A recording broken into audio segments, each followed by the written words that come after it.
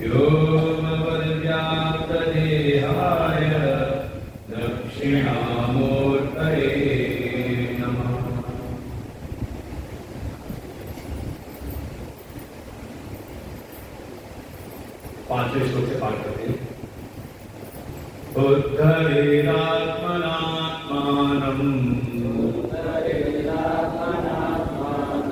आत्मानम् अवसादये आत्मैव ह्यात्मनो बन्धुः आत्मैव रिपुरात्मनः बन्धुरात्मात्मनस्तस्य येनात्मैवात्मना जितः अनात्मनस्तु शत्रुत्वे वर्तेतात्मैव शत्रुवत् जितात्मनः प्रशान्तस्य परमात्मा समाहितः शीतोष्णसुखदुःखेषु तथा मानापमानयो ज्ञानविज्ञानतृप्तात्मा कूटस्थो विजितेन्द्रियः युक्त इत्युच्यते योगी समलोष्टाश्मकाञ्चनः सुहृन्मित्रायुदासीनः मध्यस्थद्वेष्वबन्धुषु साधुष्वपि च पापेषु समबुद्धिर्विशिष्यते समबुद्धिर्विशिष्यते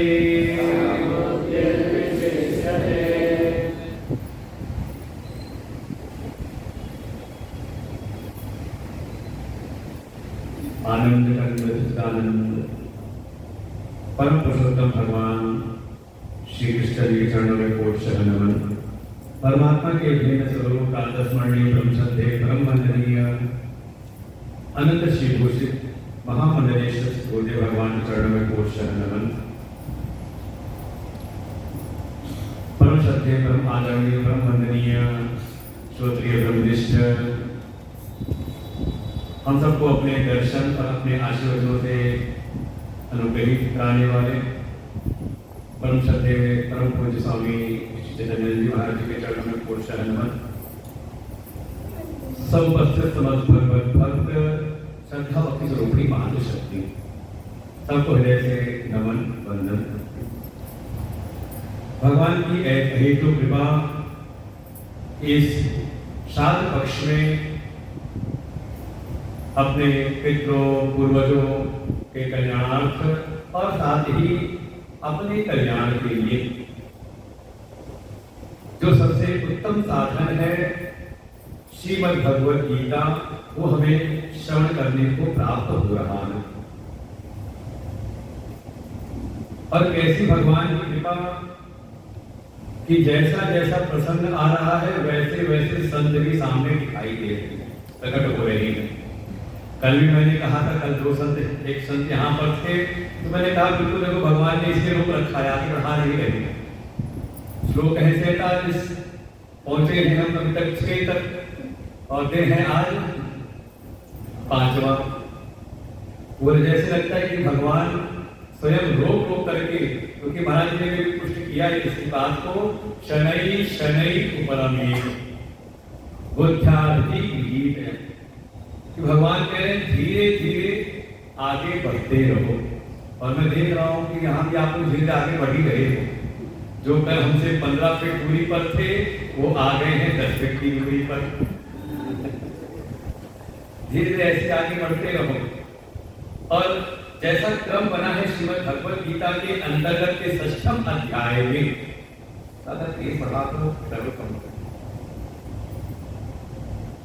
जैसा क्रम भगवान ने इस 6वें अध्याय जिसका नाम है आत्म संयम योग, ध्यान योग, इस ध्यान योग के बहिरंग साधन के रूप में भगवान ने कर्म योग का जो उपदेश किया था उसको बिल्कुल सारांश करके आपको सूत्र आपको दे दिया और स्पष्ट किया कि जो भी आरूढ़ है, जो इस ध्यान योग में आरोहण करना चाह रहा है, वो इस कर्म की साधना को अवश्य धारण करे। आरूढ़ोर्मुने योगम कर्म कारणम उच्यते, उसके लिए साधन कर्म योग ही है। लेकिन इस कर्म योग की साधना करते करते अगर योगारूढ़ हो जाए, जैसे आपको अपने जीवन से अनुभव करें कि कभी कोई कार्य, कभी कोई व्यवस्था, कभी कोई ऐसी भीतर कहते हैं कोई ऐसे संस्कार जो कभी आपको दिए गए, बार बार समझाया गया, देखो तुम्हें ऐसा करना चाहिए, तुम पढ़ाई करो, तुम अपने इस काम को ठीक से देखो, तो कभी कोई प्रेरित कर रहा था आपको आगे बढ़ाने के लिए। लेकिन धीरे धीरे हमारे भीतर ऐसा परिवर्तन आया कि हम स्वतः ही उन सब कार्यों का संज्ञान लेने लगे। वो कहते हैं कि अब जिम्मेदारी का एहसास, पहले जिम्मेदारी का एहसास कराया जा रहा था और कराते कराते एक समय ऐसी स्थिति आई कि स्वतः ही हमें अपनी जिम्मेदारियों का एहसास होने लगा। तो फिर सामने वाले भी, घर परिवार वाले कहते हैं अब समझदार हो गया है। तो होना चाहिए कि नहीं समझदार, कि जिंदगी भर कोई चाबी भरने वाला होना चाहिए, खिलौना होता है ना, जितनी चाबी भरो उतना चलता है, उसके बाद खड़ा हो जाता है। तो वो अच्छा है या स्वतः चालित हर समय अपने आप ही प्रवृत्ति में लगा रहे। ऐसे भगवान कह रहे हैं कि ठीक है, कभी वो आरूढ़ था और आरोहण करने की इच्छा के साथ में संतों की कृपा से उसको जो साधन पता चले, जो कर्मयोग की साधना का उसको उपदेश मिला, उसको धारण करते हुए धीरे धीरे उसकी स्थिति आ गई योगारूढ़। अब जीवन में बहिर् जगत के को आश्रय नहीं बनाता, बल्कि आश्रय बनाता है परमात्मा को। कोई श्रेष्ठ आश्रय पकड़ता है, छोटे मोटे आश्रयों को नहीं। जैसे बाल्यकाल में कोई बच्चा है, खिलौनों को आश्रय बनाता है, थोड़ा बड़ा हुआ और फिर खिलौने खेलता रहे तो कहने फिर बड़े खिलौने आ जाते हैं अलग तरह के। क्रमशः आगे बढ़ते बढ़ते ऐसे ही आरूढ़ की यात्रा पहुंची योगारूढ़ तक, और उसने अब फल के आश्रय, कर्म के आश्रय, कर्तृत्व के आश्रय, अकर्तृत्व के आश्रय को त्यागा और उसने आश्रय पकड़ा परमात्मा का। और फिर वो अपनी इस यात्रा में आगे बढ़ता है। तो जैसे संसार में आपको लगता है कि हम जिस धरातल पर हैं उससे थोड़ा ऊपर उठे, आगे बढ़े, तो इसके लिए ठीक है, कोई हमें सहारा दे, कोई हमें आगे बढ़ाए, ठीक है, लेकिन स्वतः भी भीतर प्रवृत्ति होनी चाहिए। अगर हम स्वयं ही अपना कल्याण करना न चाहें, हम स्वयं ही अगर आगे बढ़ना न चाहें, तो कोई बहुत दिन तक आपको पीछे ढकेल नहीं सकता। एक समय तो हमें खुद भी आगे बढ़ना पड़ेगा। भगवान ने उसी बात का उद्धरे आत्मानम नात्मानम अवसादे, अपने आप का उद्धार करने वाले, और उद्धार के लिए बिल्कुल स्पष्ट कहा, हल्का फुल्का प्रयास नहीं। जैसे किसी का हरण किया जाता है, हरण करने के लिए बल का प्रयोग करना पड़ता है, ऐसे ही आप भी अपने आप को स्वयं ही ऐसे बलपूर्वक श्रेष्ठ कार्यों में लगाएं।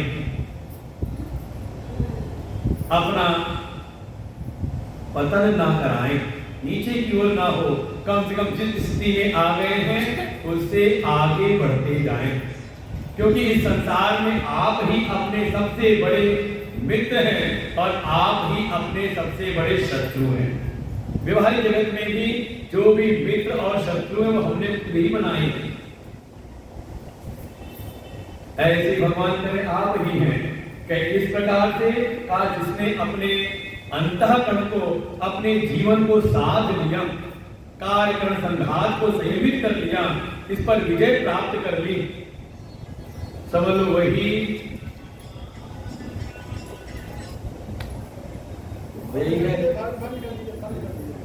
जिसने अपने कार्य कर्ण संघात में केवल शरीर और मन नहीं, साथ में जो एक निकल के आए ना मोबाइल, उसको भी संयमित कर लिया है।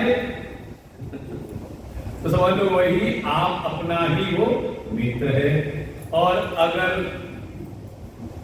अपने इस कार्य कर्ण संघात के साथ में वो साथ लाया मोबाइल अगर भी साथ नहीं किया है तो आप ही अपना शत्रु है। कैसे का आपको फर्क ना भी पड़ता, लेकिन अब इतने लोग बैठे तो आपके चित्र में फर्क डाल ही देंगे, है कि नहीं? आप चिंता बढ़ेगी कि नहीं, हमारा अब दोबारा बच जाए, फिर बच जाए और ना सुनो तो शायद कोई चिड़ करके उठेगा, कहेगा भैया अब तुम जाओ बाहर जाके। इतने शत्रु हो गए, क्यों हो गए? हमने खुद उत्पन्न किया। जहां पर थे, जिस स्थिति में थे, वहां के अनुशासन को हमने स्वीकार नहीं किया। इसलिए देखें, जीवन में अगर कोई शत्रु मित्र है तो ये हमारे द्वारा ही उत्पन्न किए हुए हैं। और कई बार लोग फोन पर कह देते हैं, महाराज जी आपको उनका कष्ट देना चाह रहे हैं। आज ही बोला है किसी का, आपको बार बार हम कष्ट देते रहते हैं, बड़ा आपको हमारे कारण कुछ मिलता है। हमने कहा चिंता ना करो, इस दुनिया में हमने किसी को ऐसा छोड़ा ही नहीं कि जो हमें कष्ट दे सके। उसका अधिकार केवल हमने अपने आप को दे रखा है। जितना कष्ट मैं स्वयं को दे सकता हूं, उतना बाहर वाला कोई नहीं दे सकता। समय रहते अगर समुचित प्रकार से हमने जीवनचर्या का चयन नहीं किया तो हमसे बढ़ करके हमारे जीवन की हानि करने वाला कोई और हो नहीं सकता। और अगर समय रहते अपनी जीवनचर्या को हमने साध लिया, जो जैसा हमने लक्ष्य का निर्धारण जीवन में किया है, केवल अध्यात्म ही नहीं, हमने कहा इसलिए जिस धरातल पर है उस धरातल से ऊपर उठने के लिए अगर हमने अपनी जीवनचर्या को नहीं सुधारा, लक्ष्य के अनुरूप अगर हमने अनुशासन लेकर के नहीं आए, हमने संकल्प तो लिया कि हाँ इस पद की प्राप्ति करनी है, ये हमें संसाधन प्राप्त करने हैं, संकल्प तो लिया लेकिन उसके प्रति लगन नहीं लगाई, तो फिर उसके अनुरूप आपने जीवन में अनुशासन अगर धारण नहीं किया तो कोई आपको जबरदस्ती वहां तक पहुंचा नहीं सकता। और मान लो पहुंच भी जाओ तो कोई गारंटी नहीं कि आप वहां पर टिक करके रह सको। अब देखो दोनों सिद्धांत हमारे सामने हैं।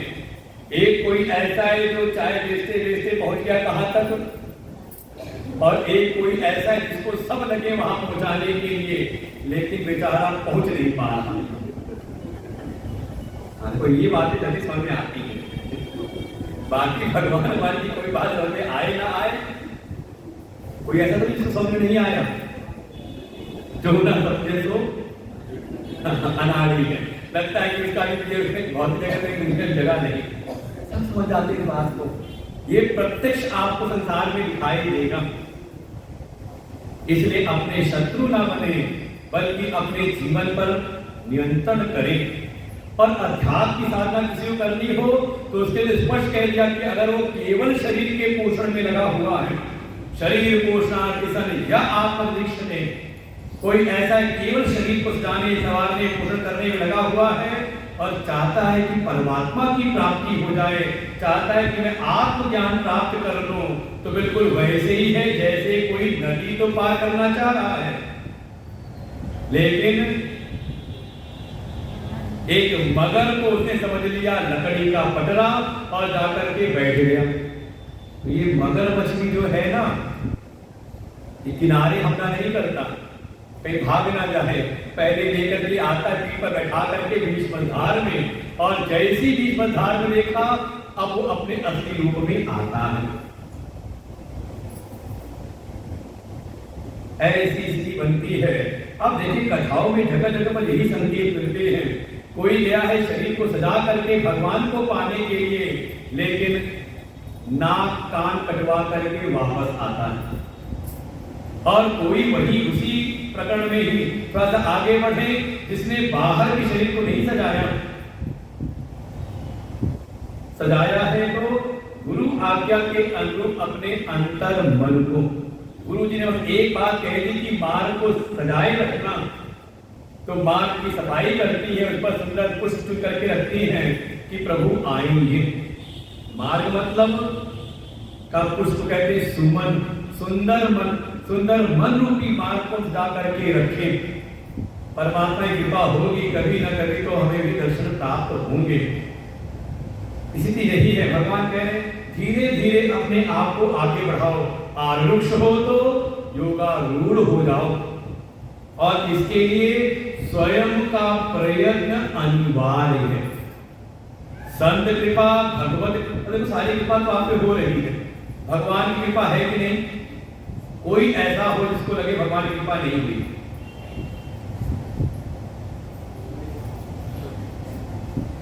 मन में दुनिया का पड़ोसी में ज्यादा कृपा हो रही है, उसका एक मंदिर था 4 मंदिर हो गया, लगता तो नहीं।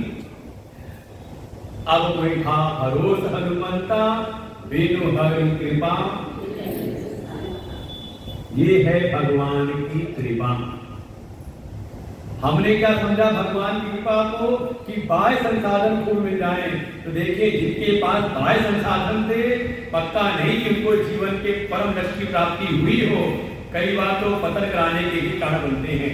अर्थम अनर्थम भावै नित्यम, बाहरी अर्थ में तो अनेकों प्रकार के अनर्थ छुपे रहते हैं, जीवन का पतन करा देते हैं। वास्तव में भगवान की कृपा हम पर हो रही है। अगर सद्गुरुदेव जैसे अगर श्रोत्री ब्रह्मनिष्ठ ऐसे सिद्ध महापुरुष हमारे जीवन में हैं, हमें उनका आश्रय प्राप्त हुआ है, तो चित्त के भीतर एक बात तो पक्के तौर पर बैठा लो कि आपको भगवान की कृपा मिल रही है। भगवत कृपा के द्वारा संत हमारे जीवन में आते हैं, कोई सद्गुरु हमें प्राप्त होते हैं, और सद्गुरु कृपा से देखो फोन तो आपको खुद ही बंद करना पड़ेगा, गुरु जाके नहीं बंद करेंगे। आप जहां कुछ करोगे तो हम आप ही को सुनाएंगे। अच्छा कोई और बंद कर सकता है फोन आपका? जैसे ही बंद करने को मानो स्क्रीन के बंद करने को होगा तो कहेगा पिन नंबर बताओ, पहले उंगली लगाओ, खुद ही बंद करना पड़ेगा ना, कोई तो नहीं कर सकता। भगवान की कृपा से जीवन में सद्गुरु की प्राप्ति होती है, और सद्गुरु कृपा से हमें शास्त्र समझ में आते हैं, जो शास्त्र वास्तव में हमारे जीवन के कल्याण के मार्ग को प्रशस्त करते हैं।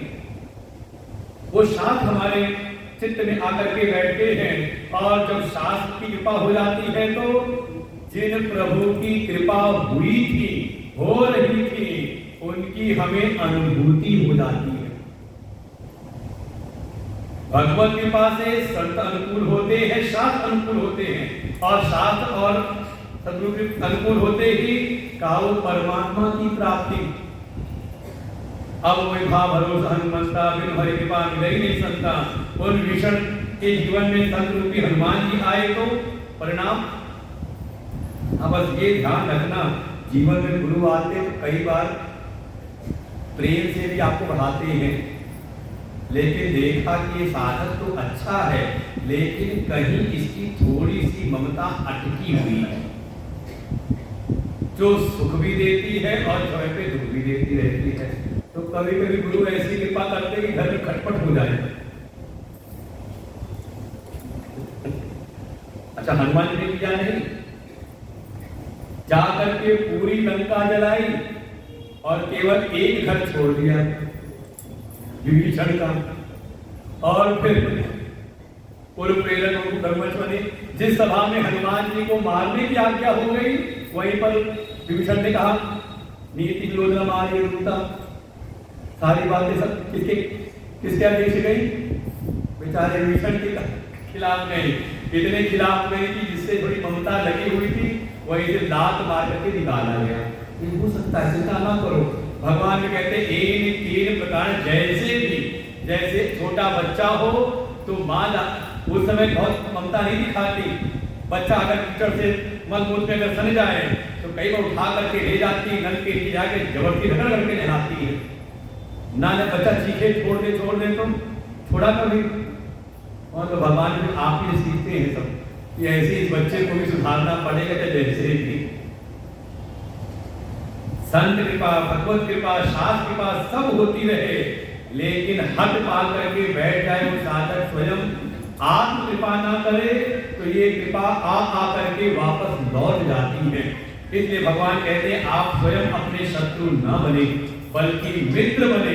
अगर ये कृपाएं दस्तक दे रही हैं तो इनको पहचानिए और पहचान करके आगे बढ़िए, अपना उद्धार करने वाले स्वयं बनिए। और करते करते आगे बढ़ते रहोगे तो तब भगवान जाकर के आप छठे अध्याय में कह रहे अपना उद्धार स्वयं करो, एक कदम तो आगे बढ़ाओ। भगवान कह रहे तू एक कदम आगे बढ़ा। 12वें अध्याय में कहेंगे जो ऐसा हो जाता है कहते तेषाम अहम समुद्धरता, भगवान कहते उसके लिए मैं स्वयं उद्धार करता बन जाता हूँ और देर भी नहीं करता हूँ। हम इसीलिए आगे बढ़ नहीं रहे, हमने कहा पहले पुराना पाठ अच्छे से बैठ जाए सबके मन में तब आगे बढ़ेंगे, नहीं तो अगली बार फिर बुलाना फिर छठा अध्याय वही होना चाहिए कि नहीं। विद्यालय में भी जो अध्यापक पाठ पढ़ाते तो परीक्षाएं लेते रहते हैं, कभी टर्म टेस्ट होंगे तो कभी फिर हाफ ईयरली छमाही होगा, फिर कोई टेस्ट यूनिट टेस्ट होंगे, तो क्या फिर और मान लो बच्चा फेल होता रहे विद्यार्थी तो कहते हैं यहीं पे रुको अभी और पक्का करते हैं तब आगे बढ़ाएंगे। आगे बढ़ते रहेंगे।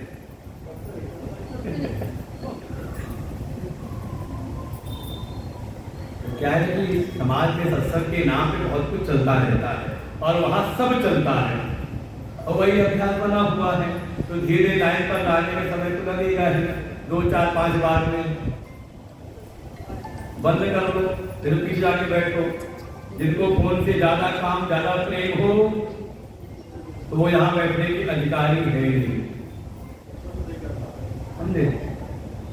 हमारे गुरुदेव का ये वचन है, हम चाहते हैं परम पिता परमेश्वर से हमारा संपर्क जुड़े, कनेक्टिविटी हमारी जुड़ जाए परमात्मा से, अपने आत्म स्वरूप में हो जाए, लेकिन ये छोटे मोटी चीजों से अपने संपर्क तोड़ नहीं पा रहे। बंदेरी इस बात में जब तक संसार से हमारी कनेक्टिविटी टूटती नहीं तब तक परमात्मा से जुड़ती नहीं। जननी जनक बंधु तारा तनु धन भवन सुहृद परिवारा सबके ममता रटा हुआ है, बस देरी है उतरने में, उतर जाए तो क्या कल्याण हो जाए। सबके ममता तार बटोरी मम पद मन ही आद बर डोरी। यही करना है, दुनिया से कम 1.5-2 घंटे के कम संपर्क तोड़ के केवल परमात्मा से जोड़ने का प्रयास करें। भगवान क्या देर नहीं होती। भगवान कहते हैं तेषाम अहम समुद्धरता, उसके तो मैं स्वयं ही उद्धार करता रहता हूँ और भगवान का उद्धार ही करते हैं। फिर भगवान आपकी मर्जी नहीं देखते कि नहीं भगवान थोड़ा 2 घंटे में रुक जाओ। भगवान भी वैसे जैसे भी कहा ना अपना हरण करो, तो भगवान भी खुद हरण करते हैं। फिर न चाहो गर्दन पकड़ करके ले जाएंगे चला, लेकिन वहां तक की यात्रा हमें करनी पड़ेगी। आरुष से कम मनुष्य से आरुष बने, आरुष से हम बने योगारूढ़, और योगारूढ़ हो गए तो अपना उद्धार करते करते योगारूढ़ से भी जो योगारूढ़ की जो चरम स्थिति है, जो जीवन का परम लक्ष्य है, उसको हम प्राप्त करें। और वो इसकी इनाई है 3 श्लोकों में। और बिल्कुल अगर इन 3 श्लोकों में जो लक्षण बताए गए हैं कृतार्थ महापुरुषों के, आपको देखना तो आइए हमारे गुरुदेव की शरण में। एक लक्षण आपको वहां खड़े होते दिखाई देंगे और वही लक्षण हमें दिखाई देते हैं महाराष्ट्र में भी।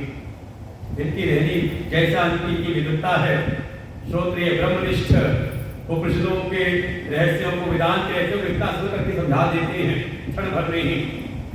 और जीवनी अत्यंत सरल सहज, बिल्कुल इतने सरल सहज लगते हैं कि केवल लगता है बाल रूप में ही हो। बिल्कुल ऐसी स्थिति लगता है भगवान ने भी कहा था जब तक महाराज जी ना आ जाए तब तक सुनाना मत। भाई महाराज जी को देख करके लगता है कि हाँ जो भगवान ने बातें कही है बिल्कुल हो सकती हैं, हम भी अगर प्रयास करते रहेंगे तो ऐसे महापुरुषों की स्थिति में हम भी पहुंच सकते हैं। ये जो 3 श्लोकों में चीजें बताई, जो लक्षण बताए हैं, ये है कृतार्थ महापुरुषों के लक्षण। उनके लिए सहज है, कोई पहुंचा हुआ है उसके लिए सहज है, लेकिन हम सब साधकों के लिए कहा ये यत्न साध्य है। हमें इसके लिए यत्न करना है, प्रयास करना है कि हम भी इस स्थिति में पहुंच जाए एक दिन। 3 श्लोकों में बताया है, हमने कभी पाठ किया, आज भी किया, ध्यान रखिए एक चीजों को। पहले श्लोक में, 7वें श्लोक में योगारूढ़ होते हुए साधना करते करते जब ऐसी स्थिति आ जाए कि हम विश्राम के लिए कोई बाह्य परिस्थिति पर आश्रित न रह जाएं, बल्कि परिस्थिति निरपेक्ष हो जाए हमारा जीवन, वही दिखाया है 7वें श्लोक में। चितात्मनः शान्तस्य परमात्मा समाहित शीत उष्ण सुख दुखेषु तथा मानापमाने। पहले ही कहा ये योगारूढ़ से अपना उद्धार करते करते एक स्थिति ऐसी आ गई जिसको कहा, जिसने अपने आप को जीत लिया है। जित आत्मनः, आत्मनः, अब यहां आत्मा वो अपना आचेतन आत्मरूप नहीं है, बल्कि आत्मनः का जिसमें हमारा अभी तक आत्मभाव बना हुआ था, अज्ञान अवस्था में जिसमें हम बैठे हुए थे, ये कार्य करण रूपी जो संघात है, ये देह मन बुद्धि चित्त, ये जो सबके सब थे जिसमें मैंने अपना आत्मभाव कर रखा था, इस पर हमने विजय प्राप्त कर ली। जिसने इस देह आदि अंतःकरण आदि को जिसने जीत लिया है, फिर ये हुआ तो प्रशांतस्य, उसी को प्राप्ति होती है अंतःकरण की प्रसन्नता।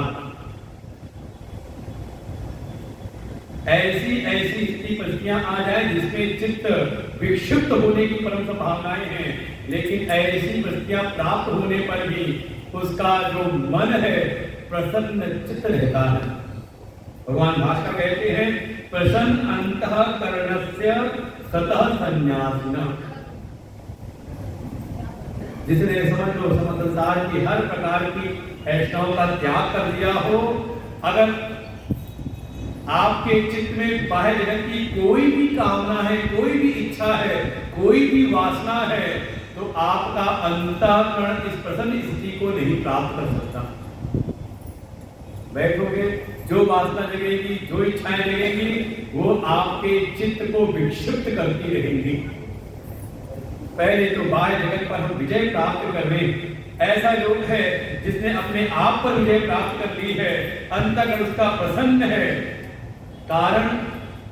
कारण ये है कि परमात्मा समाहित सम्यक प्रकारेण असमन्तात् हित, कहा जिसने परमात्मा को अच्छी प्रकार से पकड़ लिया है, प्राप्त कर लिया है, जिसके लिए परमात्म तत्व कोई दूर की बात नहीं, बिल्कुल ऐसा जैसे उसके हाथ में रखी कोई वस्तु हो, इस प्रकार इसकी प्राप्त करनी है। जैसे आपको परमात्मा चाहिए तो मन में आता है कोई विशेष वस्तु मिलेगी तो भगवान के दर्शन होंगे। ये कई बार लगता है, कई बार मन में होता है हाँ भक्ति पूजा करनी है, लेकिन मन के भीतर एक विशेष वस्तु की कल्पना करते हैं। जब ऐसी स्थिति बन जाएगी, जब बिल्कुल घर परिवार सब ठीक हो जाएगा, बच्चे सब हो जाएंगे सेट, उसके बाद मैं हो जाऊंगा रिटायर और झूलने वाली कुर्सी पर लेट करके कल्पनाओं में चलता रहता है। ऐसी जब स्थिति आएगी तब हम परमात्मा का भजन करेंगे और परमात्मा भी दृढ़ करते हुए हमें मिल जाएंगे। जाना है अभी क्या समय, अभी तो खेलने की उम्र है। ये जो चरम स्थिति को प्राप्त हुआ, जो योगी है उसको परमात्मा बिल्कुल जैसे रखा हुआ है, उसको प्राप्त हुआ है। कहां कहां पर का उसको हर स्थिति में कई बार लोग कह देते हैं कि हाँ पेट भरा हो तो बातें खूब होती, प्रवचन खूब होते हैं। ऐसी स्थिति नहीं। कहाँ परमात्मा उसको मिला हुआ है, बस्ती है बिल्कुल शीत की। हमें ठंड ज्यादा लगे, सोचते मौसम ठीक ठाक है, फिर अपनी पूजा दोबारा चालू करेंगे। कहा वो विचलित नहीं होता। शीत है चाहे उष्ण है, चाहे ठंडी हो चाहे गर्मी हो, हर परिस्थिति में उसको परमात्मा की अनुभूति रहती है, बल्कि उसको सारी परिस्थितियां परमात्मा रूप ही लगती है। चाहे सुख हो चाहे दुख हो, हर परिस्थिति में, अनुकूलताओं में और प्रतिकूलताओं में, हर परिस्थिति में उसका जो चित्त है वो परमात्मा से अलग नहीं होता। हर क्षण उसको परमात्मा की अनुभूति होती रहती है। तथा मानापमान हो, चाहे मान मिले सम्मान मिले, चाहे उसका भरी सभा में अपमान हो रहा हो, कहा उसका चित्त, कहा परमात्मा समाहितः। हर क्षण यस्य ब्रह्मणि रमते चित्तम, बिल्कुल चित्त हर समय हर क्षण उन परमात्मा तत्व में ही रमण करता है। चित्त बाहर जाता ही नहीं, और जा भी रहा है तो सब में परमात्मा की अनुभूति। सिया राम मई सब जग जानी, सब में बिल्कुल उनसे अलग कुछ है ही नहीं। जैसे स्वर्ण से बने हैं अनेकों आभूषण, तो जो ग्राहक है उसकी दृष्टि में अलग अलग उसको आभूषण से व्यवहार करता है, लेकिन जो सुनार है, जो स्वर्ण का जानकार है, स्वर्णकार है, का उसकी दृष्टि में केवल और केवल सोना। उसको नहीं लगता ये अलग अलग है। कि पंडित जी पहुंच गए, उनके घर में कुछ अभाव हुआ तो कोई रखे थे, कोई गणेश जी रखे थे चांदी के, लेके पहुंच गया सुनार के पास में, भैया देखो इसमें क्या मिल जाएगा, कुछ रुपया दे दो, उसके बदले कुछ जो हो जाए। घर में बड़ा अभाव है, कुछ राशन वाशन लेके जाना है। वो सुनार ने देखा, कुछ अपना परखा था उसको, तो गणेश जी के साथ उनका वाहन भी था। जब हिसाब किताब किया तो पैसे दिए, कहा ये तुम्हारे गणेश जी है ना, गणेश जी के तो तुम ले लो 1500 रुपए, लेकिन ये जो चूहा है ना इसके तो तुम 2000 रुपए ले लो। अरे पंडित जी ने सुना, अरे क्या अनर्थ करते हो, भगवान का मोल तुमने कर दिया कम, और जो वाहन है सेवक है उनकी कीमत बढ़ा दी तुमने, ये क्या अनर्थ करते हो। सुनार ने कहा ये स्वामी सेवक तुम्हारे नजर में होंगे, मैं केवल चांदी का मोल दे रहा हूं। ये गणेश के अंदर से बोले हैं, केवल ऊपर ढांचा है, लेकिन ये चूहे में चांदी ज्यादा है, ठोस भरा पड़ा हुआ है, तो चांदी का मोल दे रहा हूं। ऐसे जिनकी दृष्टि परमात्मा पे सिद्ध हो चुकी है, हर परिस्थिति में कोई अनुकूल कोई प्रतिकूल जो जीवन में आ रहे हैं, हर परिस्थिति में परमात्मा समानतः उनको केवल और केवल परमात्मा का दर्शन होता है। इससे कभी उनका चित्त विचलित होता नहीं। ऐसी स्थिति कहा परिस्थितियों में का समत्व उनको प्राप्त हो गया। दूसरा कहा तो कुछ व्यवहार और करते होंगे संसार में, संसार के जो पदार्थ हैं उनके प्रति कैसी व्यवस्था है, तो फिर वहां पर बताया, जैसे कहा जितात्मनः प्रशांतस्य, ये उनके लक्षण बता रहे हैं। साथ ही फिर आठवें में कहा, पहले लक्षण दिया ज्ञान विज्ञान तृप्त आत्मा, जो ज्ञान और विज्ञान से जिनको अब कुछ भी जानना शेष नहीं रहा, अब कुछ भी अनुभव करना शेष नहीं रहा। और यहाँ को समझने की सूत्रपात हो रहा है अगले अध्याय का, क्योंकि अगला अध्याय यही है, ज्ञान विज्ञान योगो नाम सप्तमो अध्याय। ये भगवान की एक कला है उनकी, वो पूर्व के अध्याय में अगले अध्याय का कहीं ना कहीं सूत्रपात कर देते हैं। जैसे ध्यान की स्थिति का सूत्रपात किया था पूर्व अध्याय में, ऐसे यहां पर कर दिया।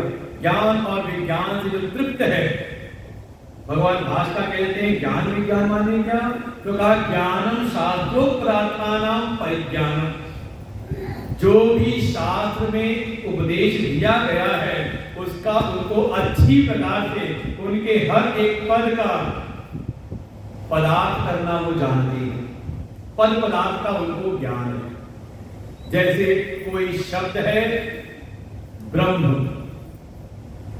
तो अर्थ क्या है उसका, पदार्थ क्या है? का ब्रह्म का वो मेरी मैं हूं, ऐसा जिनको बिल्कुल जानता है, बिल्कुल कहते कि माया क्या है, जीव क्या है, जगत क्या है, जिनको स्पष्टता सबका उनको शाब्दिक उनको एक जिनको पूरा ज्ञान हो गया है, हर एक चीज के प्रति बिल्कुल कहीं कोई संशय नहीं है। परमात्मा किसको कहते हैं, भगवान किसको कहते हैं, ईश्वर किसको कहते हैं, इन सारे पदार्थों का उनको सम्यक ज्ञान है, ऐसा का इस ज्ञान में तृप्त है। और केवल भौतिक ज्ञान नहीं बल्कि साथ ही साथ उसका अच्छी प्रकार से अनुभव भी कर लिया है।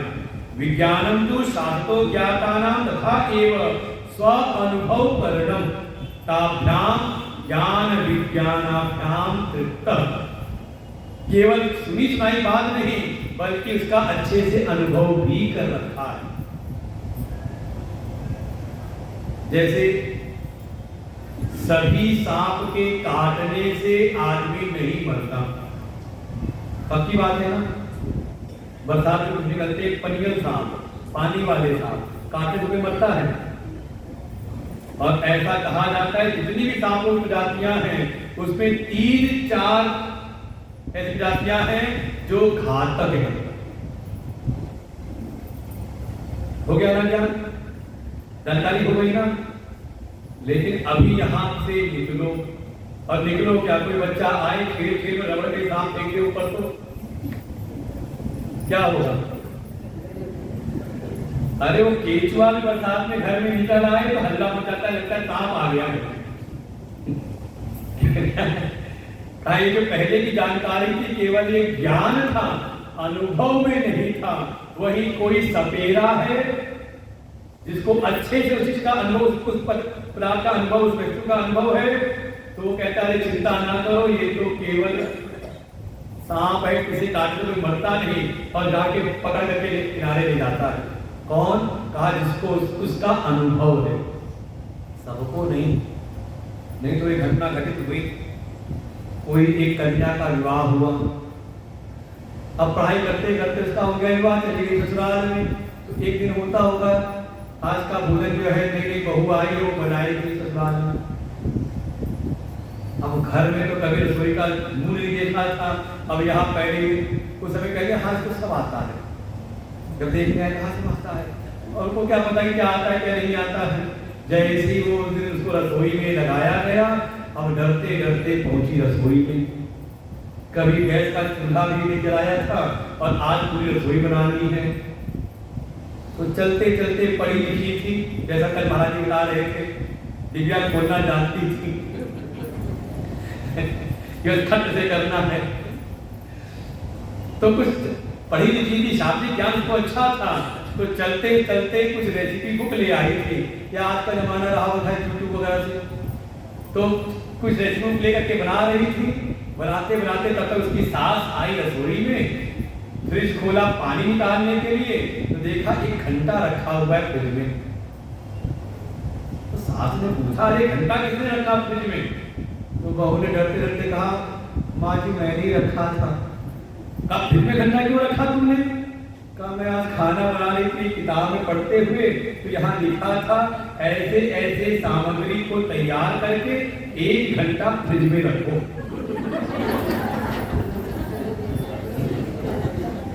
तो इसीलिए मैंने रख दिया। क्या हुआ? का ज्ञान तो हो गया पढ़ करके, लेकिन विज्ञान तो तब होता जब किसी सीखे हुए की शरण में रह करके उसको उसने ठीक से 1-2 बार किया होता। इसीलिए गुरु की परम आवश्यकता है। कई बार समाज के लोग कहते किताबें तो सब है, ग्रंथ तो सब है, जरूरत क्या है गुरु किसी संत के पास जाने की? आवश्यकता है का ज्ञान तो आप प्राप्त कर लोगे, लेकिन उस तत्व का जो विज्ञान है वो तो कोई तत्वनिष्ठ है, ब्रह्मनिष्ठ है, ऐसे सद्गुरु के द्वारा ही संभव है। साधना करते करते जो ज्ञान और विज्ञान में तृप्त हो गए हैं, तृप्त में का भीतर एक ऐसी वृत्ति उत्पन्न हो गई, संजात अलम प्रत्यय, बस अब सब कुछ हो गया, अब कुछ करना शेष नहीं। ऐसे हैं, ये लक्षण है। जैसे पहले कहा था जितात्मनः, जिन्होंने अपने जीवन पर विजय प्राप्त कर रखी हो, जो प्रसन्न अंतःकरण में रहते हो। ज्ञान विज्ञान तृप्त आत्मा, कभी बैठे अगर कोई शास्त्र का चिंतन कर रहे हैं तो उनका एक समय कहते हैं कि हाँ समय पास करने के लिए अपना एक व्यसन है, उनका आवश्यकता नहीं, उस तत्व को अनुभव कर चुकी है। कूटस्थ, देखो ज्ञान विज्ञान तृप्त है तो कूटस्थ भी हो, जिस तत्व का अनुभव किया, जिस परम तत्व का अनुभूति प्राप्त की है, उससे विचलित ना हो। हम तो सब बड़ी अच्छी से कई घटनाएं ऐसी हो जाती हैं। अभी पिछले वर्ष के हरिद्वार में जून के महीने में कार्यक्रम था, तो भगत लोग आते ही वहां पर साथ बच्चों को भी ले आते हैं, और जब मौका मिल जाए तो गंगा जी पर भागते हैं, गंगा स्नान कर ले, जितना स्नान हो जाए। तो एक दिन की घटना क्या घटित हुई कि कुछ माताएं गई साथ में, जो बच्चे भी थे, वो जा करके जब गंगा जी नहाने लगी तो इसमें माता जी का पैर फिसला और गंगा जी में लगा ऐसे बहाव में आ गई, चिल्लाई बचाओ बचाओ। तो पता नहीं उनको तो ध्यान रहा नहीं, उनका बच्चा छोटा नहीं था, मेरा इंटर में पढ़ने वाला, 11वीं में पढ़ने वाला। उसने कहा ऐसे तो रोज पढ़ती हूँ, मैं आत्मा हूँ, आत्मा जमती मरती नहीं, आवाज कह रही बचाओ बचाओ। तो बताऊंगा इसी साल की घटना हुई थी हरिद्वार में भी। का विज्ञान ऐसा है कि उससे उनके भीतर कभी विचलन नहीं होता। अप्रकम्प्य, और कह सकते हैं अच्छा आपकी रक्षा करने वाला कौन है? कौन करता है? जोर से नहीं बोलते, सुनाई नहीं दे रहा। पालन पोषण करने वाला कौन है? सभी का। कोई ऐसा जिसका कोई भगवान नहीं करते, खुद करता हो? पक्का है भगवान करते हैं। रोज जपते हैं, हे हनुमान जी तुम रक्षक काबू को डरना, और कभी निकल पड़े रास्ता सुनसान मिला। भगवान जान, अच्छा भगवान रक्षा करते रहते कहाँ हैं? आप निष्ठा देखें प्रहलाद की, कि बार बार उनको मारने का प्रयास किया जाता है, रक्षा होती है, और हर बार उनकी निष्ठा बढ़ती है। जब अंतिम समय बिल्कुल जब आखिरी में जब हिरण्यकशिपु ने पूछा कि रक्षा कौन करता है, प्रहलाद जी कहते वही जो सारे जगत के रक्षक हैं, वही मेरी रक्षा करते हैं। तब पूछा कि रहता कहाँ है, क्योंकि हिरण्यकशिपु के चित्त में एक डर है कि इसको जो मारने जाता है ये तो मरता नहीं, लेकिन जो ले जाता है वे वापस नहीं आता। ऐसा ना हो कि मैं इस पर प्रहार करूं और इसका बचाने वाला मुझ पर प्रहार कर दे। तो मन का भाव है पहले बचाने वाले को मारता हूं फिर इसको मारूंगा। पूछा वो रहता कहां पर है? प्रहलाद जी कहते सर्वत्र मुझको तो दिखाई देते हैं। तब पुनः पूछा अगर वो सर्वत्र है तो इस खंबे में क्यों नहीं दिखाई देता? कसमई तो दिखाई तो नहीं देता, क्यों नहीं दिखाई देता? प्रहलाद जी बड़े भाव से कहते हैं पिताजी मुझको तो खंबे में भी दिख रही है। तब गदा उठा करके मारने का प्रयास है, पहले तेरे रक्षक को मारता हूं फिर तेरा वध करूंगा। और भगवान भी देखें, भगवान तो ऐसे सारे जगत में सर्वव्याप्त हैं, लेकिन सत्यम विधातुम निवृत्त भाषितम, अपने भक्त की बात को सत्य करने के लिए भगवान जड़ खंभे से प्रकट हो जाते हैं।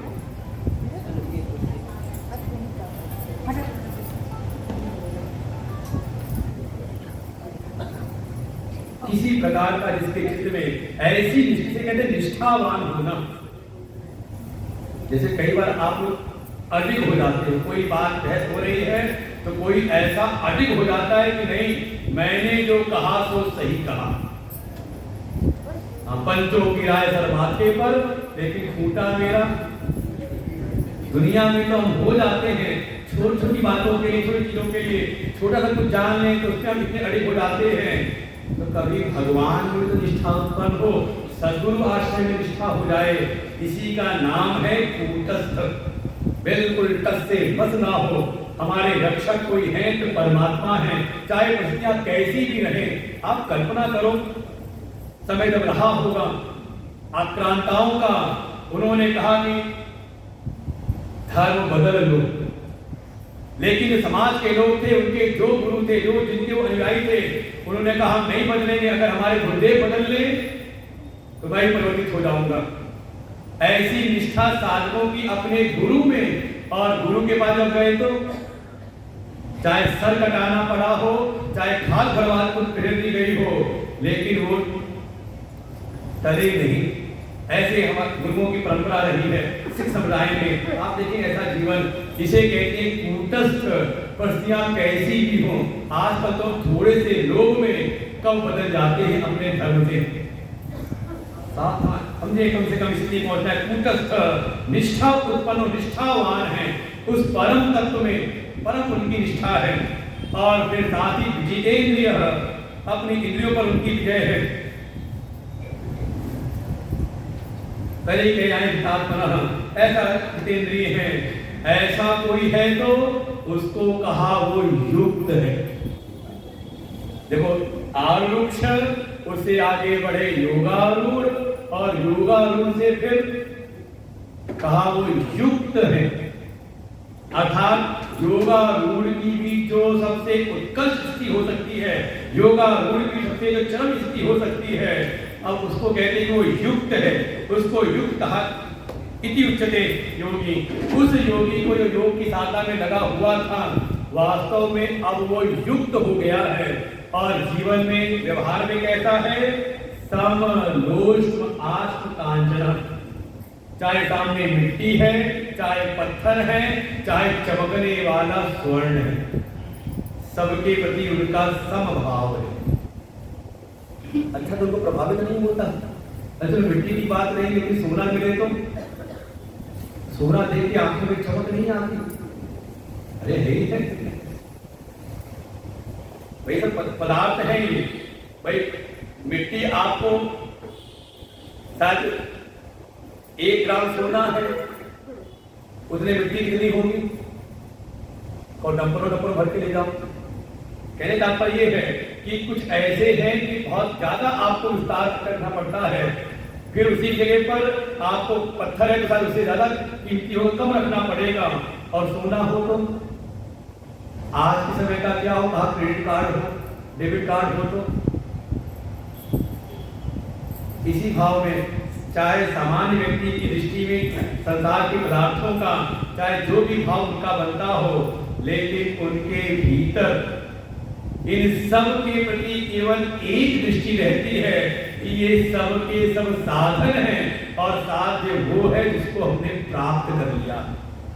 ऐसा नहीं कि उनको कोई सोना दे देगा तो भाग के मिट्टी में डाल देंगे, या मिट्टी ले आकर के अपने अलमारी की तिजोरी में डाल देंगे।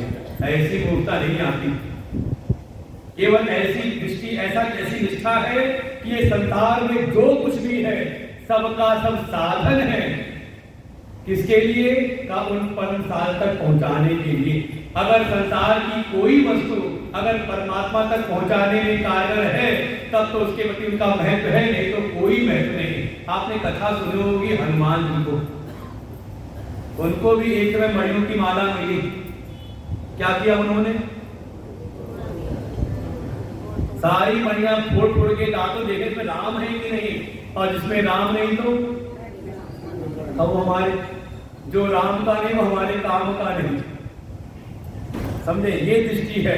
ऐसा नहीं कि हमारे गुरु किसी ने सोने का मुकुट पहनाया तो ऐसे सारी फेंक दिया, उन्हें पहना उन्होंने, लेकिन उसका प्रभाव उनके चित्त में नहीं गया। उनको लगा ये केवल साधन की व्यवस्थाओं के अंतर्गत है। अगर दुनिया में कुछ भी है तो सबका सब साधन है, और साधन है तो कहो साध से गिराने के लिए है। अनित्यम असुखम लोकम इमं प्राप्य भजस्व माम। भगवान इस बात को आगे कहेंगे। ये सारे संसार के जो भी साधन है, ये दृष्टि उनकी पक्की बनी हुई है। हमें बनानी पड़ रही है कि संसार में सबका सब एक जड़ है, अनित्य है, दुख देने वाला है, लेकिन उनकी एक सहज स्थिति बनी हुई है। जो साधन थे उनके प्रति साधन बुद्धि करते वो आगे पहुंच चुके साथ की प्राप्ति। इससे संसार में कहीं पर भी उनकी कोई ऐसी भावना नहीं, कोई ऐसी उनका प्रभावित नहीं होते उससे। ऐसी स्थिति आ जाए। हमारे भीतर क्या समस्या है कि हमने जो साधन है, साधनों को साध्य समझ लिया। जैसे धन, रुपया क्या है क्या? धन क्या है? एक श्लोक पढ़ाया गया, विद्या ददाति विनयम विनयात् याति पात्रताम पात्रत्वात् धनमाप्नोति। विद्या से विनय आए, विनय से विनयशीलता से पात्रता आ जाए, और पात्रता होगी तो हम धन की प्राप्ति कर लेंगे। अरे बैठना है तो बैठ जाओ, नहीं तो आप ही क्या लगाइए।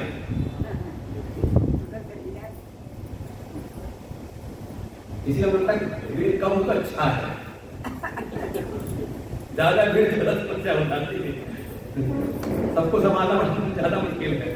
और इस मार्ग में चलने वाले अगले अध्याय में आएगा ही, मिलने हैं कोई मनुष्याणाम सहस्रेषु का दुनिया में जो भी है धर्म अर्थ काम, इनकी सार्थकता तब है जब ये आपको मोक्ष पुरुषार्थ की ओर लेकर के जाएं। धनाश धर्म तथा सुखम। अगर धन का प्रयोग आप धर्म के लिए कर रहे हैं, ये दृष्टि बनी रहे कि संसार के जो भी संसाधन हैं केवल कर्तव्य निर्वहन के लिए हैं, ये जीवन का परम साध्य नहीं, तो समझे कि हम भी उस स्थिति में पहुंच सकते हैं। वो जो महापुरुष हैं, जो योगारूढ़ की चरम स्थिति में हैं, उनके लिए सारा ये जगत केवल और केवल साधन रूप में है।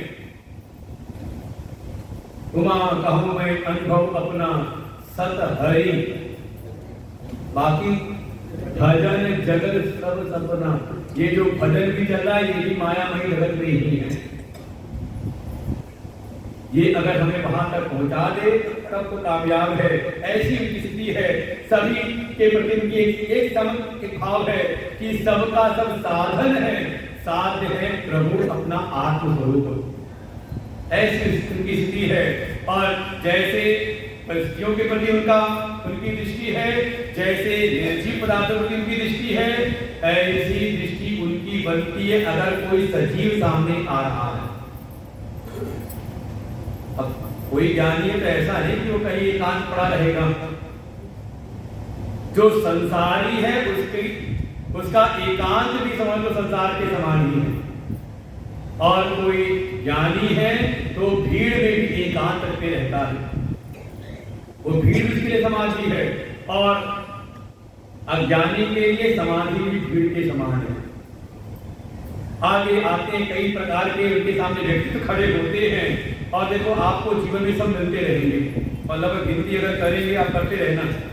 पहले गिनाए कोई सुहृद है, दूसरा मित्र है, तीसरा अरि, छुपा हुआ है शब्द उसमें अगर पढ़ना पड़ेगा। सुहृद मित्रा अरि, और फिर उदासी।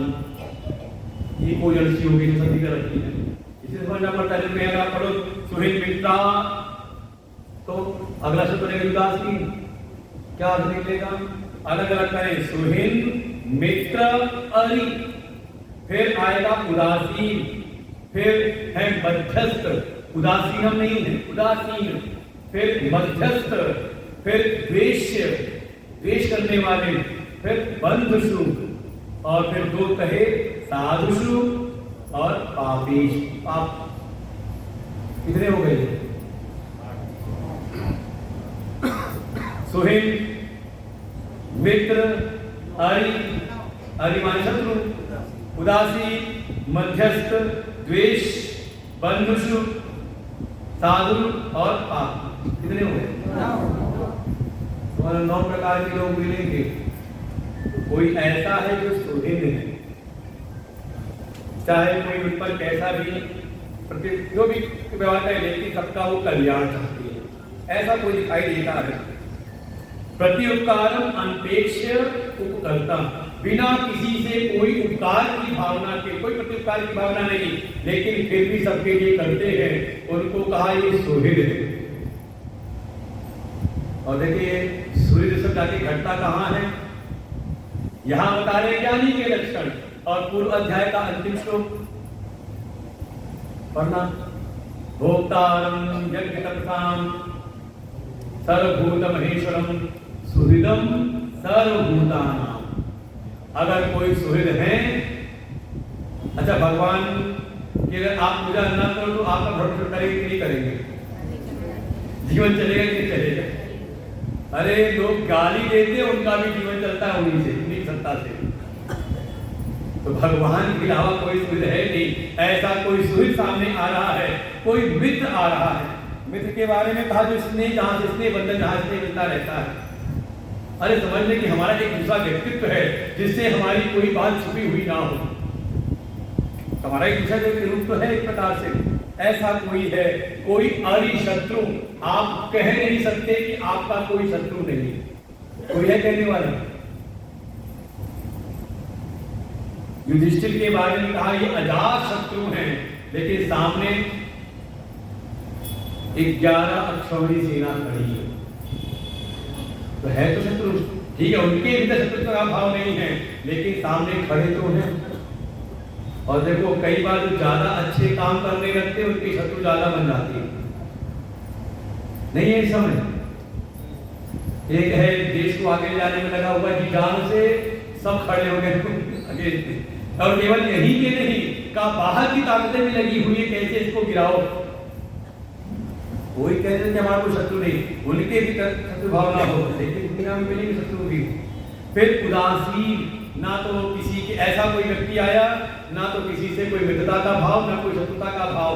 उदासीन, उदासीन माने उत आसीन, थोड़ा ये दुनिया के व्यवहार में थोड़े उठे हुए होती है, ऊपर उठे हुए होती है। फिर इसी संसार में कोई है मध्यस्थ, ये आपने देखा होगा फिल्मों में, दो गैंगस्टरों में लड़ाई हुई है, दोनों एक दूसरे को पा जाए तो छोड़े ना, लेकिन उसी में एक और है जो दोनों की भी मध्यस्थता कराने वाला। मतलब तो शत्रु पक्ष के प्रति भी उसका दोनों प्रति मित्रता का भाव। दो तो आपस में लड़ रहे हैं, लेकिन बीच में कोई ऐसा है जो दोनों इसकी बात उस तक, उसकी बात इस तक लेके जाता है। इस समाज में आपको मिलेंगे घर परिवार में भी दो संबंधी हैं, नहीं पटती उनकी, लेकिन कोई एक तीसरा है जो कैसे जैसे तैसे भी संबंध का निर्माण कराता है। तो का मध्यस्थ का फिर कोई द्वेष करने, अकारण द्वेष करने वाले कोई हो जाए, आत्मना प्रिय, अरे कहीं ना कहीं तो कुछ होता ही ठीक नहीं है। मतलब आप चाह रहे हो कुछ और सामने वाला ऐसा जो बिल्कुल उसका उल्टा कर रहा है, तो द्वेष की संभावना है कि नहीं? कोई ऐसा भी सामने है, कोई बंधुषु, अरे कोई संबंधी है सामने, ऐसा सामने। फिर साधुष्व भी, कोई ऐसा है जो शास्त्र के अनुसार जीवन जीने वाला, कोई साधु है, साथ ही कोई उससे बिल्कुल शास्त्र से प्रतिष्ठित, जो शास्त्र ने मना किया वो करने वाला है। ऐसा कोई पापी है। ऐसे 9 प्रकार के सजीव जगत में रहते हुए भी सामने आ रहे हैं, लेकिन सबके प्रति समबुद्धि विशिष्य समत्व की भावना है। आप कर सकते हो का व्यक्तित्व को आधार बना करके आप नहीं कर सकते। जब कल महाराज ने बड़ा सा सूत्र दिया था, जो आए थे महाराज जी, अज्ञान एक में अनेकता ले आता है और ज्ञान अनेक में एकत्व का ज्ञान वो क्या देता है। जिसने उस परम एक तत्व को, जो एक वेव अद्वितीयम है, जिसने उस तत्व को जान लिया है कि सब चेतन रूप ही है, ऐसे कोई ज्ञानी है, वही सबके प्रति समत्व का भाव ला सकते हैं। निज प्रभु मैं देख जगत कहीं संकरों विरोध। और जो समबुद्धि वाली बात कही तो भगवान भास्कर बड़े अच्छी बात कहते हैं। एक सामान्य प्राणी उसके सामने जब ये सब सामने लोग दिखाई देते हैं, अच्छा कोई शत्रु है तो उसके प्रति आपको आता कि नहीं, वो हमारा दुश्मन, पीढ़ियों का दुश्मन, ध्यान दे दो उसको, जाके देखो, पता करो वो क्या कर रहा है। आता कि नहीं मंत्र?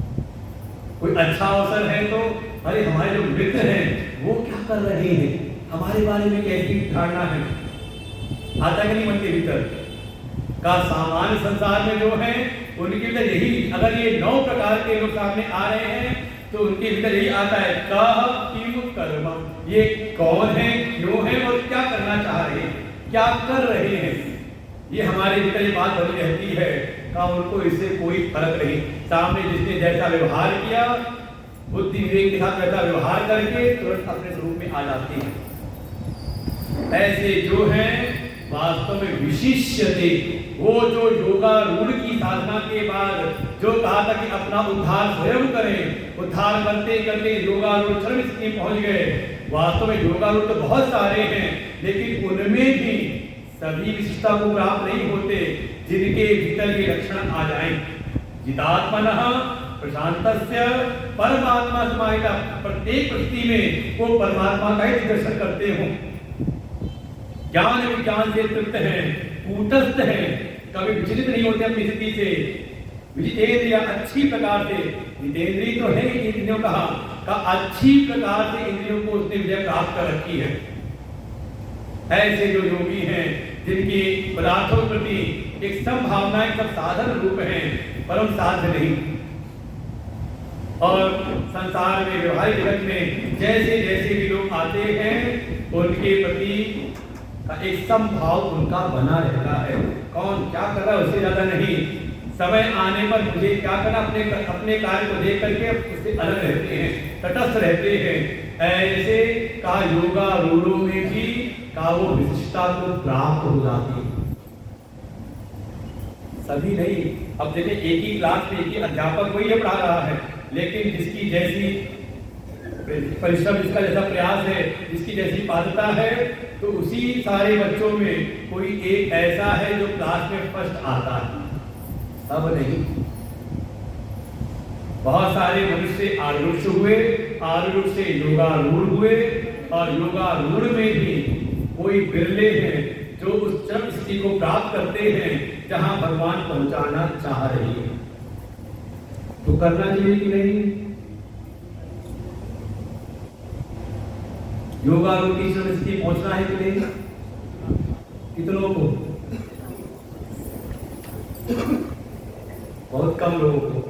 नहीं पहुंचा तो आएगा, तो अब आएगा जो उपदेश है ना, वो कैसे पहुंचे अब साधन बताए जा रहे हैं। तो बहुत 2-4-10 लोग हैं, आश्रम आ जाना, वही बता दीजिए साधन।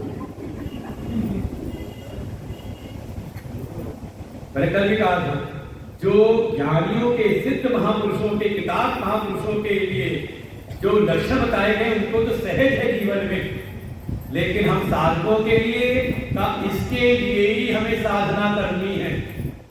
जो जीवन में धर्म, योग, उपासना आदि साधन बताए गए हैं, केवल दुनियादारी के लिए नहीं कि रुपये की पर बौछार होने लग जाए तो हमारे, किसके लिए? का इस स्थिति को प्राप्त करने के लिए।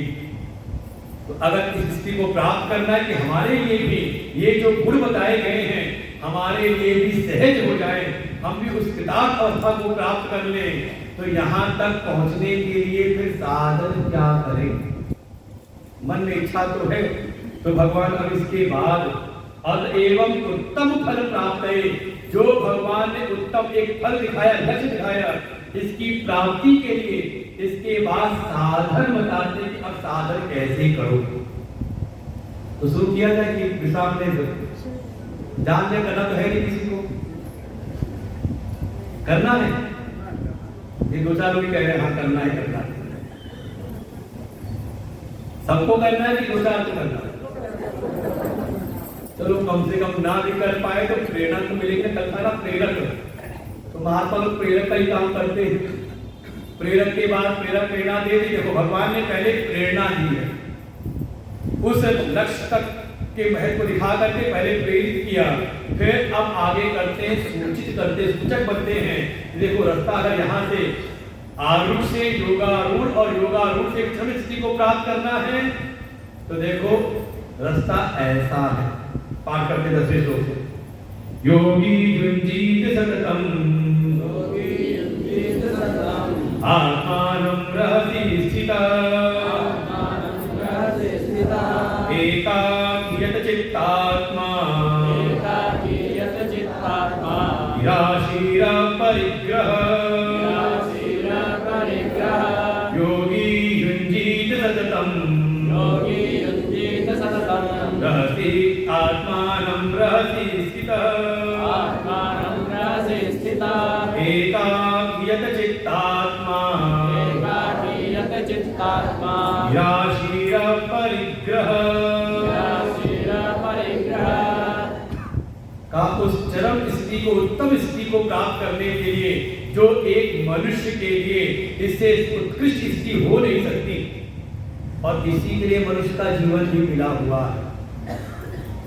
उस चरम स्थिति की प्राप्ति के लिए अब साधन बता रहे हैं, जो योगी है, जो इस योग के मार्ग में आ चुका है, का युंजीत, अब योग के साधनों में लगे। कैसे? कोई ऐसा है जो संडे संडे कर ले तो काम बन जाए, या सावन के महीने में हमारे भक्ति बड़ी विचित्र है। कुछ ऐसे होते हैं कि सावन का महीना चल रहा है ना, तो आजकल हम खाने पीने बड़ा विशेष ध्यान रखते हैं। आज मंगल है, आज सोमवार है, ये ना कहते हैं ये आसुरी विधा है, ये मौका दे करके अच्छे काम करना।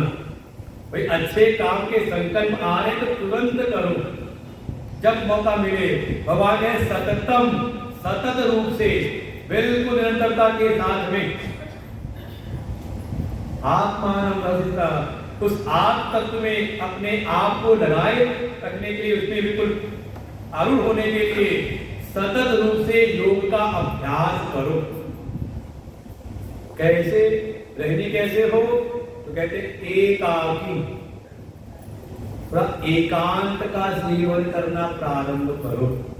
वास्तव में जो प्रार्थना है वो एकांत का विषय है, और ये जो भीड़ लगा करके, कहीं सड़क रोक करके, हाईवे जाम करके भिड़ाई करते हैं, तमाम महापुरुषों ने कहा इसका नाम प्रार्थना नहीं, क्या है?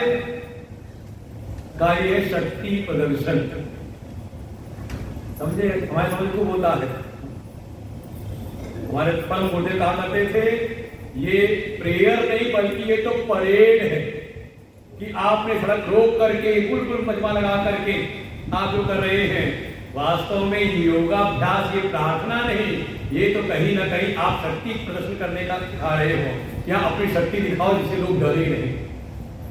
ये समाज में खूब हो रहा है, समझते रहो इस चीजों से। प्रार्थना के लिए शर्त है, अगर योगारूढ़ होना है तो का एकाकी, पूरा एकांत में रहने का अभ्यास बने। दूसरा कहा यद चित्तात्मा, ये जो अपना चित्त अंतःकरण है और आत्मा जिसमें आत्मभाव कर रखा है देह में, थोड़ा इसको नियम में रखें, इसको बिल्कुल संयमित रखें। चित्तम अंतःकरणम आत्मा देह च संयतम, जिसने इसको बिल्कुल संयमित रखना सीख लिया है, का वही हो गया यद चित्तात्मा। शरीर को भी और साथ ही भीतर चित्त को भी का थोड़ा संयमित रखे। और फिर निराशी, संसार में आशा बनाए रखो और सोचो कि भगवान ही मन लग जाएगा। भगवान भी कहते मोर दास कहाय नर आशा, आगे करई कहो, करई तो कहो, कहूँ कहाँ विश्वासा। भाई कहता है कि मैं भगवान का दास हूँ, भगवान का सेवक हूँ, मेरे पोषण करने वाले रक्षक कौन है? का प्रभु है। और बैठ के आस लगाता है ये जो आया है क्या लेके जाएगा, क्या है ये? अगर अभी आस संसार में लगी है तो आप योगारूढ़ नहीं हो सकते। इसलिए कहा निराशी, संसार में सुख पाने की जो इच्छा बनी हुई है, अरे कम से कम ये तो कहा ना कि विवेकों का मार्ग है, विवेकवानों का मार्ग है, जिसने प्रयत्न करके पुरुषार्थ करके संसार में अच्छी प्रकार से संसार को परख के देख लिया। इस संसार में जो सुख हमने चाहा था, चाहे कितना भी हमने प्रबंध किया हो, वो सुख तो हमें वहां से मिला नहीं। तब वहां से निराशी हो करके तब वो आए इस मार्ग पर। इसे कहा निराशी। और साथ ही साथ संसार में अब कहीं सुख विषय से सुख पाने की इच्छा ना रहे। ठीक है, संसार के जो साधन है वो जीवन निर्वहन के लिए, व्यवस्थाओं के लिए है, लेकिन उसे सुख की आशा न बनाएं। और अगला कह दिया अपरिग्रह। अपरिग्रह, जितना ज्यादा संग्रह बढ़ता जाएगा उतना ज्यादा आप बहिर्मुखी बनेंगे। तो कहते हैं संसार की जो व्यवस्थाएं हैं, और चाहे वो पदार्थ हो और चाहे व्यक्ति हो, इनको अगर आप न संभालो तो ये टिकते नहीं। वो कहते बड़े बेवफा है, इनको रोज संभालना पड़ता है, देखना पड़ता है, तब ये टिकते हैं। तो जितनी ज्यादा मात्रा में परिग्रह संग्रह होगा उतना ही आप बहिर्मुखी बने रहेंगे, भीतर प्रवेश नहीं कर सकते। तो लगता है धीरे धीरे यही कह दिया है, संन्यासित्वे अपि त्यक्त सर्व परिग्रह सर्वजीव। जैसे कोई सन्यासी है तो कम से कम कोई पूर्णकालिक सन्यासी है, हम कम से कम जितनी देर साधना के लिए बैठे उतनी देर सन्यासी बढ़ करके बैठे। अगर सत्संग बैठे हैं तो कम से कम 2 घंटे के सन्यासी बन जाए, मोबाइल फोन बंद कर लें, दुनिया के संपर्क को करके बैठे हैं, तब तो संभव है कि आगे बढ़ सकते हो। ऐसे साधन, क्योंकि जितनी मात्रा में संसार से आपका चित्त निवृत्त हो रहा है उसको श्रेष्ठ आश्रय पकड़ाना अनिवार्य है। अगर आपने श्रेष्ठ आश्रय को नहीं पकड़ाया तो धीरे धीरे वापस उससे ज्यादा गर्त गिराने की संभावना है। जैसे आपके बच्चे हैं, अगर आप अपने बच्चों को अच्छे संस्कार नहीं देंगे तो कहीं ना कहीं से संस्कार वो पकड़ लेगा, बिल्कुल आपके कुल परिवार संस्कृति के विपरीत संस्कार पकड़ के आ जाएगा। ऐसे ही मन को एक श्रेष्ठ साधन, श्रेष्ठ लक्ष्य दिखाएं, ऐसे करें। तो उसके लिए अब आगे क्या क्या करना क्या है, जिससे कि हमारा सतत जो मन है अपने आत्म स्वरूप में स्थित हो जाए। उसके लिए बाह्य स्थिति क्या है, थोड़ा एकांत के हम सेवी बने, अपने शरीर अंतःकरण को थोड़ा समाहित करें, थोड़ा संयमित करें, संसार में उसकी आशा इसको त्याग दे, ज्यादा परिग्रह में, संग्रह परिग्रह में रुचि ना बने। साथ ही अब इसके बाद थोड़ा ध्यान में जाना है तो बाहर की स्थिति कैसी हो, स्थान कैसा हो, क्या कहा, आसन आहार विहार आदि नाम योग साधन प्रेरम। योग के साधन में आहार विहार साधन कैसे हो, साथ ही नियम कैसे हो, वो बतलाना है। आगे उसके बाद अगर ये साधन करेंगे तो इससे हमें लाभ क्या होगा वो दिखाने के लिए और साधक के लक्षण दिखाने के लिए अब भगवान आगे उपदेश प्रारंभ करते हैं। शुचौ देशे प्रतिष्ठाप्य स्थिरमासनमात्मना नातुच्छितं नाति नीचं जैलाजिनकुशोत्तरम् तत्रैकाग्रं मनः कृत्वा यच्चित्तेन्द्रियक्रियः उपविश्यासने युञ्ज्यात् योगमात्मा विशुद्धये समं कायशिरो ग्रीवम् धारयन्नचलं स्थिरः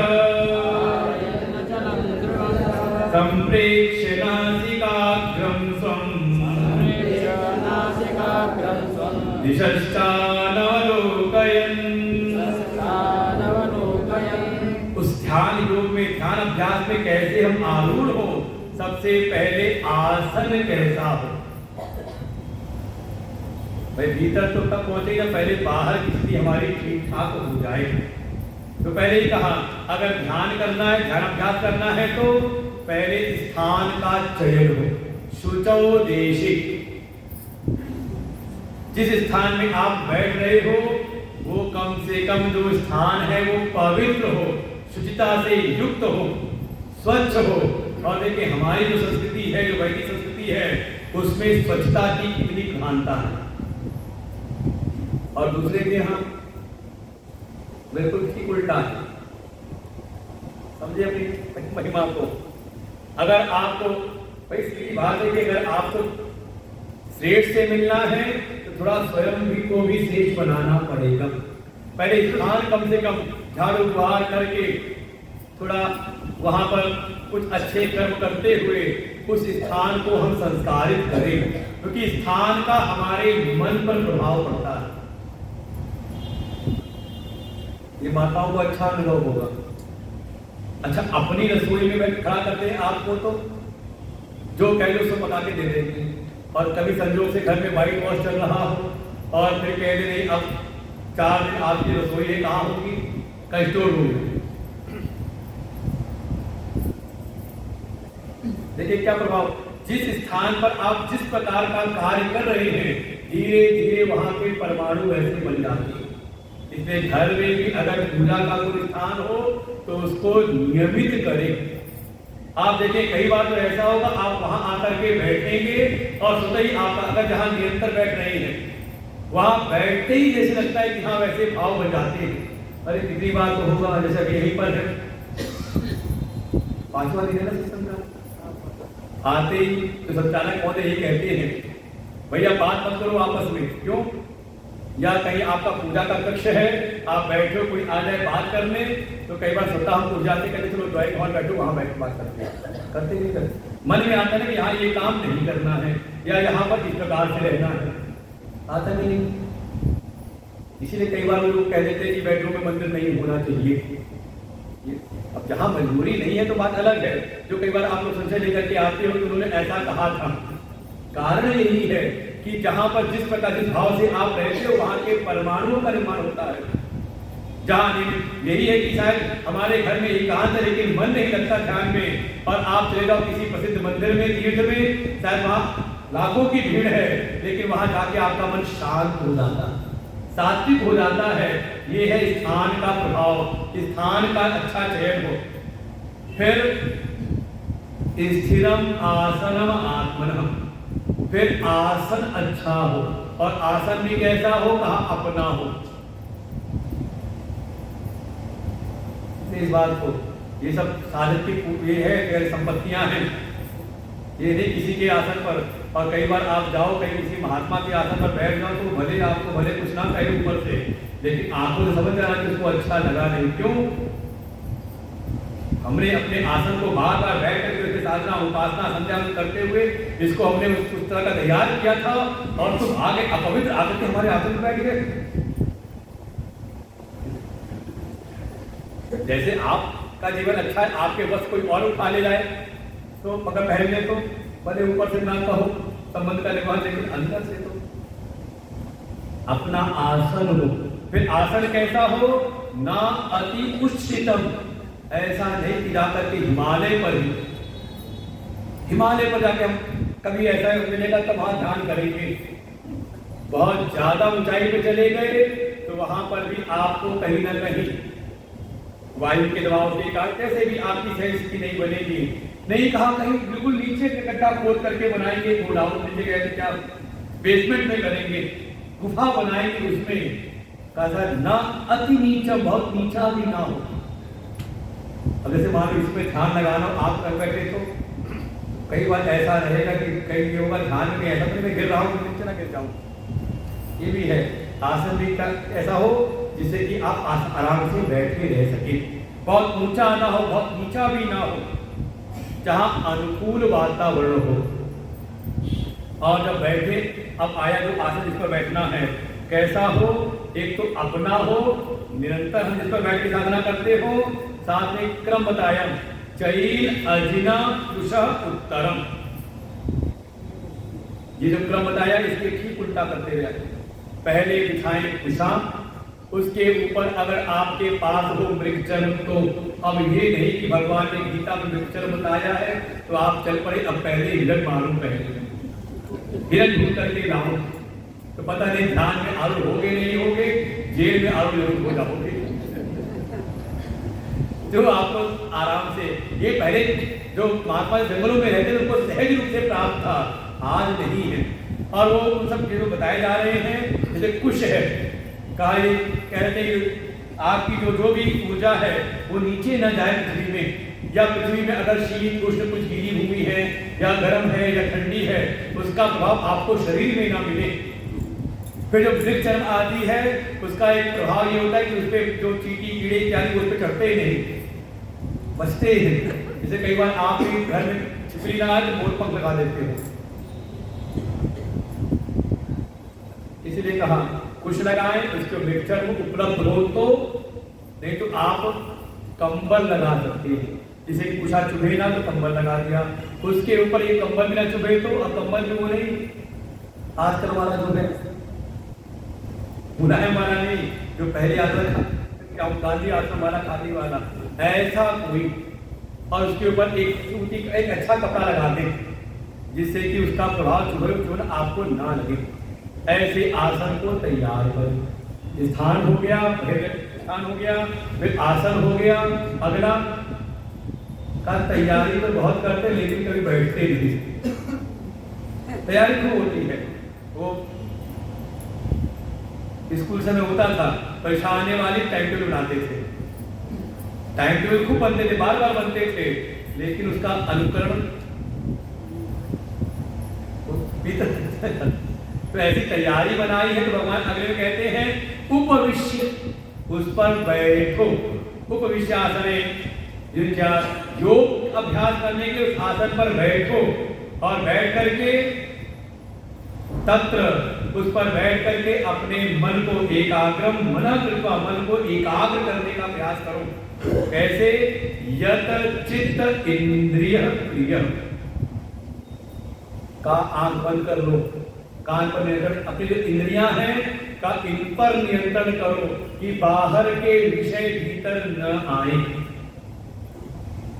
दरवाजे बंद करो, इंद्रिय द्वार झरोखा नाना, इन इंद्रियों के ऊपर विजय प्राप्त करें। अच्छा, इंद्रियां तो बंद कर ली हमने, आंख नाक कान से नियंत्रण कर लिया, कुछ नहीं, एकांत स्थान प्राप्त कर लिया, लेकिन बैठ करके मन के भीतर ही आया कल का प्रसाद बड़ा अच्छा था, लड्डू कहाँ के थे? अरे वो फला दुकान से लड्डू लाते हैं ना, वो लड्डू बड़े अच्छे हैं। अरे वहाँ हमारा एक मित्र मिला था, 55 का मित्र था, स्कूल का मित्र था, बड़े दिनों बाद उससे मिले, उसके साथ तो हम मसूरी गए थे, मसूरी में बड़ा आनंद उठाया था। वहीं पर हमने एक जगह भी देखी थी, देखो पता नहीं वहाँ क्या हो रहा होगा। क्या हुआ? एक बाहर तो हमने दरवाजे तो बंद किए, लेकिन भीतर जो चित्त है, मेमोरी, जैसे मोबाइल में होता है क्या, चिप, वो चित्त में जो संस्कार है उन पर भी आप संयमन करो, उसका भी नियंत्रण करो, जिससे कि विषय का चिंतन ना हो। ऐसा करके आप योग का अभ्यास करें। किस लिए करें? तो प्रयोजन बताया, आत्म विशुद्धि। देखो ये जो पहले इसके जो रोक लगाई है इंद्रियों पर और चित्त पर, ये किस लिए किया? का इन सब की विशुद्धि की, शुद्धि नहीं का अच्छी प्रकार से इनके शुद्धिकरण के लिए। क्योंकि ये जो हमारा मन है कैसा है, शुद्ध की अशुद्ध? तुम्हारे उपनिषद कहेंगे दो प्रकार का, द्विधम मनो ही द्विधम प्रोक्तम शुद्धम चाशुद्धमेव च।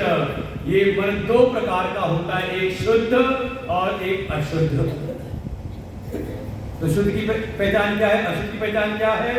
कहा जब यही संसार के विषयों का विचार करता है ये होता है अशुद्ध, और ये जब काम संकल्प से दूर हो जाता है, विषय का चिंतन नहीं करता, तो यही वास्तव अपने शुद्ध स्वरूप में रहता है। तो मन को शुद्ध करें, अपने अंतःकरण को परम शुद्धि की प्राप्ति कराने के लिए कहा आप पहला देखो प्रवेश कर रहे धीरे धीरे, पहले बाहर के स्थान को ठीक किया, फिर अपने भीतर हमें ध्यान करना है अपनी आत्मा का, लेकिन उसके लिए मन भी हमारा, जैसे स्थान को संस्कारित किया, अपने शरीर को ठीक ठाक किया, शुद्ध किया, ऐसे भीतर जो मन है उसको भी हम शुद्ध करें, संस्कारित करें। उपाय यही है कि थोड़ा विषय चिंतन को दूर करें, मन विषयों का चिंतन ना करे। लेकिन ये सब करने के लिए जो बैठना कैसे है, जो कहा उपविश्यासन है, बैठे कैसे, तो अगले श्लोक बताया बैठा कैसे जाए, कैसे शरीर को बैठाएं और उसके बाद मन को कैसे नियंत्रित करें। तो भगवान कहते हैं समम काय शिरो ग्रीवम। कम से कम जब बैठना हो तो बचपन में सिखाया जाता था सिटिंग हैबिट, गुड हैबिट और बैड हैबिट। पढ़ने के लिए बैठा तो कैसे बैठना चाहिए, कैसी कुर्सी हो, तो लकड़ी की आती थी पहले, सोफे बैठने के नहीं कि पीठ झुक गई और पीठ बिल्कुल बैठ गया आराम से, उसमें तो पढ़ाई कम होती है, नींद ज्यादा आती। कैसे बैठे, तो कहा शरीर काय शिरो ग्रीवम। शरीर मतलब कमर, गर्दन और सिर ये एक सीध में हो, समम बिल्कुल सीधा हो। फिर सीधा तो कर के बैठ गए, जैसे हमने आज ही कहा कमर सीधी करो, सबने कमर सीधी कर ली, लेकिन जैसे ही ओम का उच्चारण हुआ, कथा प्रारंभ हुई, धीरे धीरे सीधी कमर होते होते होते होते होते होते ऐसे। केवल बैठते सभी सीधी नहीं करो, धारयन अचलम स्थिर, जिस पोजीशन में बैठाया था इसको ध्यान के लिए, वैसे ही स्थिरता पूर्वक इसको धारण किए रखो। उठना तो दूर की बात है, पैर भी ठीक ठाक रहे। अगर बैठ सकते हैं तो सुखासन में, नहीं तो अगर कुर्सी पर बैठे हैं तो सीधे, कम से कम कमर सीधी रहे, कमर गर्दन से एक सीध में हो। शरीर स्थिर हुआ, शरीर तो जब तक शरीर को ठीक स्थिर नहीं करोगे, भीतर वाला मन स्थिर नहीं होगा। जैसे आप बैठो चलती हुई नाव में, नाव हिलती है तो बैठा हुआ शरीर हिलेगा कि नहीं हिलेगा। चलती हुई रेलगाड़ी में बैठो तो शरीर, ऐसे ही साधना है भीतर मन को, तो मन जहां है पहले उसको, तो जिस आयतन में बैठा हुआ है मन, उस आयतन इस शरीर को आप पहले स्थिर करो, और फिर का अब लेकर के आ जाए अपने मन पर। मन को कैसे करें, तो कहा संप्रेक्ष्य नासिकाग्रम, नासिका अग्रम, नासिका पर बिल्कुल दृष्टि बैठा दे। किसकी नासिका पर, इसलिए कहा स्वम, अपनी नाक को, ये नहीं पड़ोसी की नाक को बढ़ा के देख रहे। भगवान भास्कर कहते हैं संप्रेक्ष इव, ऐसा ही शब्द भीतर और जोड़ दो, क्योंकि ये ना भाव आ जाए कि हाँ अच्छा शरीर सीधा करके नासिका के अग्रभाग का ध्यान करना है। आप इसका ध्यान नहीं करना है, ऐसी दृष्टि को बनाओ। तो फिर आप कैसे बंद करोगे, आंखों में देख रहे हो नाक, दिख रही नाक, ऐसे कि जैसे अपनी नाक के आगे हम देख सकते, अपने मन को बिल्कुल नासिका के अग्रभाग पर, अर्थात अपनी श्वास प्रश्वास के ऊपर पहरेदारी करने लगे। यहाँ पर एक जगह पर अपने ध्यान को एकाग्र करें, जिससे कि ये जो मन दसों दिशाओं में भाग रहा है, दिशश्चा अनवलोकयन्, ये जो मन अपनी उड़ान उड़ रहा है, ये पहले इसको एक पर लेकर के आओ। इसे कहते हैं ध्यान की पहली सीढ़ी की मन को एकाग्र करो। केवल एकाग्र कर लेना ही ध्यान नहीं है, जो आज के समय में खूब विस्तार हो रहा है ध्यान को। केवल कंसंट्रेशन प्राप्त कर लेना ये मेडिटेशन नहीं है, ये एक सीढ़ी है कि पहले मन को एकाग्र करो। उसके लिए कहा अपनी नासिका के अग्रभाग पर अपना पूरा ध्यान ले आओ और धीरे धीरे आगे बढ़े करते हुए। और देखो आप थोड़ी कभी भी ध्यान का अभ्यास करना, बहुत आसान तरीका भगवान बताया, मन को कैसे शांत करना है। आप थोड़ी देर के लिए भी बैठ करके ध्यान में अपने नासिका के अग्रभाग अर्थात यहाँ पर दृष्टि करते हुए, आंख नहीं देखना है, अंतर मन से आप पहरेदारी बैठा दो अपनी प्राण वायु पर। श्वास आ रही है, रुकी जा रही है, आ रही है, जा रही है। करते करते आप देखेंगे मुश्किल से 5 मिनट के अंदर ही आपकी ये श्वास वायु जो इसकी गति कम से कम 4-5 फर्क पड़ता है, आभास होता है, धीरे धीरे होते होते इतनी सूक्ष्म हो जाएगी कि आपके बिल्कुल विभूति के मध्य आपका ध्यान एकाग्र हो जाएगा। जिसे कहते हैं आज्ञा चक्र, अपने यहाँ भी, क्योंकि प्राण और मन का अन्योन्य संबंध है। प्राण रोधते लीयते मना, प्राण के शांत होते ही मन बिल्कुल शांत होकर के अपने आज्ञा चक्र पर स्थित हो जाता है और इसकी प्राप्त होती है 14वां श्लोक, प्रशांतात्मा विगतभीः ब्रह्मचारी व्रते स्थितः मनः संयम्य मच्चित्तो युक्तयासीत मत्परः।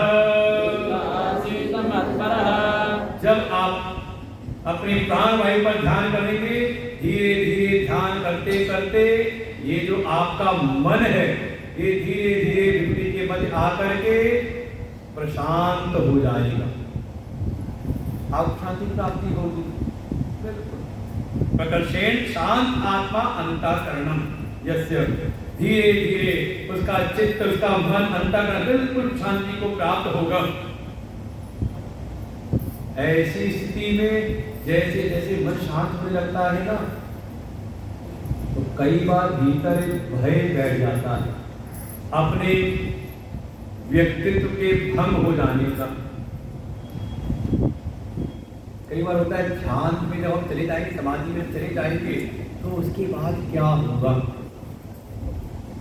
और कई बार हमें कई प्रकार के लिए आता है विगत भयो, किसी प्रकार का कोई भय ना करे।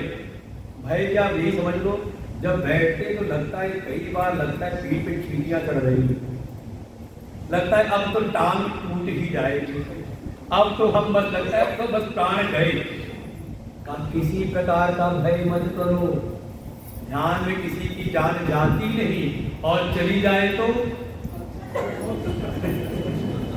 ये कह दो वापस नहीं आता, का वो मुक्त ही हो जाता है। कोई ये कहते सबसे उत्तम गति मानी गई है अगर ध्यान अवस्था में। और ऐसा प्रत्यक्ष कई घटनाएं होती, कई महापुरुष व्यास पर बैठे हुए प्रवचन कर रहे हैं, अचानक उनके भीतर जो उनकी अनुभूति हुई, ध्यान में बैठ गए और लगे प्राणों के शांत। हमारे आश्रम में एक बड़े अच्छे संत रहते थे, उनको जब सुबह देखा तो सोफे पर बैठे हुए, सोते सोते नहीं गए, जैसे उनको लगा कि अब अंतिम अवस्था है, सोफे पर बैठे हुए मिले। यहाँ तक कि ब्रह्मचारी गया, देखा सुबह आए नहीं, रास्ते पर गए ब्रह्मचारी देखने के लिए, तो उसको लगा अच्छा महाराज जी अभी बैठे ध्यान कर रहे हैं, ऐसे बैठे हुए। लेकिन देखा कि 2 घंटे बाद गए, देखा वैसे बैठे हुए हैं। तो जो महाराज जी थे आश्रम को, वो गए, तब उनको लगे बात कुछ और है। इसी प्रकार का कोई भय मत करो, विगत भी हर प्रकार के भय से मुक्त होकर के ब्रह्मचारी व्रते स्थितः, थोड़ा ब्रह्मचारी व्रत का धार को धारण करो। ब्रह्मचारी मतलब, अब कहो कि गुरुजी अब हम कहाँ से करें, हमारा तो ब्याह का, हमारे तो बच्चे परिवार तो बड़ा हो चुका है।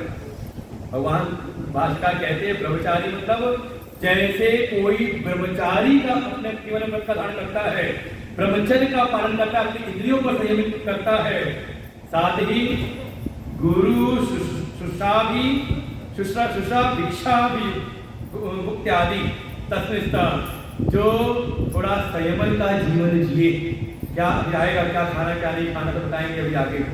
जो थोड़ा संयमित, एक जैसे आप व्रत रखते हो तो व्रत माने नियम लेकर के जीवन जीना, और स्वतंत्र रूप से नहीं, किसी गुरु की, सदगुरु की शरण में रह करके, गुरु शुश्रूषा, गुरु सेवा में रहते हुए, बिल्कुल बिना इसके आप पहुंच नहीं सकते उस स्थिति में।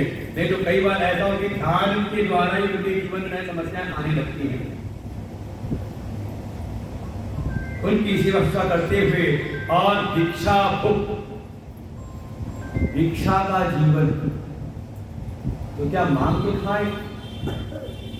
क्या मांग के खाने के लिए नहीं है, जैसे भिक्षा में कोई ब्रह्मचारी है, कोई सन्यासी है, तो उसका अपनी कोई इच्छा संकल्प नहीं होता कि आज ये भिक्षा मिले, जो जा करके मिला उसको ही प्रसाद बन करके ग्रहण करते हैं। ऐसे ही हम अपने जीवन में स्वाद अन्नम न याचिताम, ये जो क्षुधा है एक बीमारी है, क्षुध व्याधिष्ट चिकित्सिताम, ये क्षुधा भी एक बीमारी के जैसे है, इसकी चिकित्सा करें। जो सहज रूप से प्राप्त हो जाए तब उसको ही हम प्राप्त करें। स्वाद की इच्छा न करें कि आज नमक कम है, अरे ठीक है भगवान को भोग लगाए, कम नमक वाला है, आज नमक बहुत ज्यादा है, चिड़चिड़ाना नहीं है, थोड़ा पानी मिला के बोल के संत लोग हम ऐसे कर लेते हैं कई बार। बिल्कुल स्वाद के ऊपर दृष्टि ना जाए, भगवान को भोग लगाया, जैसा इसको ग्रहण कर लीजिए, खा सकता है तो। इसे कहा भिक्षा का जीवन। और देखिए पहले हमारे परिवारों में यही होता था, एक रसोई बनती थी, सब बैठ के खाते थे, केवल ऑप्शन था क्या, खाओ भोजन, रोटी खाओ या फिर थप्पड़ खाओ। हमारा जीवन में ऐसी जरूरत था। आज के समय ये वाला ये खाएगा, इसको ये पसंद है, इसको वो पसंद है, अब इच्छाएं पूरी करने में लगे, समस्याएं बढ़ती चली जा रही है। वही तो बड़ा अपनी इच्छाएं बताने लगता है, फिर समस्या दिखाई देती है। पाला पोसा किसने वो बीज कहा, हमने खुद। जीवन में कह सकते हैं आजकल के नए बच्चों को देखें, सामर्थ्य नहीं, शारीरिक सामर्थ्य नहीं, क्यों? क्योंकि उनकी इच्छा पे छोड़ के जो उसको अच्छा लगता है वो खिलाना है। पहले के जो पेरेंटिंग थी वो ये थी कि बच्चे के लिए क्या लाभकारी है वो खिलाया जाता है, क्या उसके जीवन की जरूरतें हैं उस पर। इसीलिए बिल्कुल भिक्षा का जीवन मतलब जो आ गया उसमें ब्रह्मचारी देश का। फिर मना संयम, मन के ऊपर संयमित करे। कैसे? देखो मन क्या है कि मन को कोई ना कोई आलम्बन चाहिए, कोई ना कोई एक पदार्थ चाहिए, कोई विचार चाहिए मन को टिकाने के लिए। तो किसको लगाओ? तो यहाँ पर आप अब अपने इष्ट को ला सकते हैं। भगवान कह रहे मच्चित्तः युक्त आसीत मत परम, मुझको सर्वश्रेष्ठ मानते हुए और मुझ में ही अपने चित्त को लगाते हुए। यहाँ पर आप मन को साधना है तो अब नासिका के अनुभव से ले आए, तो अब यहाँ पर आप कोई न कोई आप आश्रय ले सकते हो भगवान के नाम का, भगवान के रूप का, नाम का ध्यान, रूप का ध्यान, नहीं तो ओंकार आप ध्यान करें। और अगर आप निश्चय न कर पाओ तो आप अपने सद्गुरु का ध्यान करें। हमारे बुजुर्गों ने कहा इस बात को, सकले ज्ञान निरुद्ध भक्त्या सद्गुरुं प्रणम्य। जब मन एकाग्र हुआ, संयमित हुआ, तो अब अपनी इंद्रियों को संयमित करते हुए इस शुद्ध शांत मन के द्वारा अपने गुरु को हृदय से प्रणाम करें, उनके प्रति कृतज्ञता का भाव रखें कि हे गुरुदेव आपने हमें श्रेष्ठ मान में लगाया है, और परिणाम जो आपने उनसे सुना है वो विचार आपके मन में सतत उठने लगेंगे। और फिर आप ध्यान की जो अगली सीढ़ी है, पहली सीढ़ी है मन को शांत एकाग्र करना, शुद्ध करना, पवित्र करना, और जो ऐसा शुद्ध मन शांत हो जाए तो अपने आत्म स्वरूप का चिंतन, इसको अंग्रेजी में कहते हैं, पहला कहा कॉन्टेम्प्लेटिव मेडिटेशन और फिर दूसरा है कॉन्टेम्प्लेटिव मेडिटेशन। पहले हम एकाग्र करें और फिर विचार करें, जिस लक्ष्य में हमें स्थित होना है उस तत्व का के विचारों का हम प्रवाह करें, निधिध्यासन करें। मैं आत्मा हूं, अहम ब्रह्मास्मि, इस प्रकार सा। और करेंगे तो मिलेगा क्या? भगवान अगले श्लोक बताते हैं फल। कहते ऐसी साधना करोगे, इस प्रकार से इस विधि के साथ अगर बैठ के साधन करोगे तो इसका फल क्या होगा बताएं? भगवान करें कल आना तो बताएंगे। लेकिन एक चीज पक्का रखे, प्रबल धैर्य के साथ धीरे धीरे शनै शनै आगे बढ़े, वहीं पर रुक ना जाए, उकताए ना, कभी न कभी। वास्तव में देरी हमारी पात्रता के निर्माण में है, भगवान कृपा में नहीं। भगवान भाई कहते तस्या हम सुलभ पाठ भगवान से ज्यादा सुलभ दुनिया में कुछ है ही नहीं। लेकिन धीरे धीरे हम लगे रहे, मनुष्य से आरूढ़ बने, आरूढ़ से योगारूढ़, और योगारूढ़ से भी जो चरम स्थिति जीवन की है उसको प्राप्त करने की हम इच्छा करें। श्री राम जय राम जय जय राम, श्री राम जय राम जय जय राम, श्री राम जय राम जय जय राम, श्री राम जय राम जय जय राम, श्री राम जय राम जय जय राम, राम जय जय राम। ओम पूर्णमिदं पूर्णात् पूर्णमुदच्यते पूर्णस्य पूर्णमादाय पूर्णमेवावशिष्यते। ओम शांति शांति शांति। हरि ओम। श्री गुरुभ्यो नमः। हरि ओम। बोलिए आनंद कंठ श्री सद्गुरुदेव भगवान की।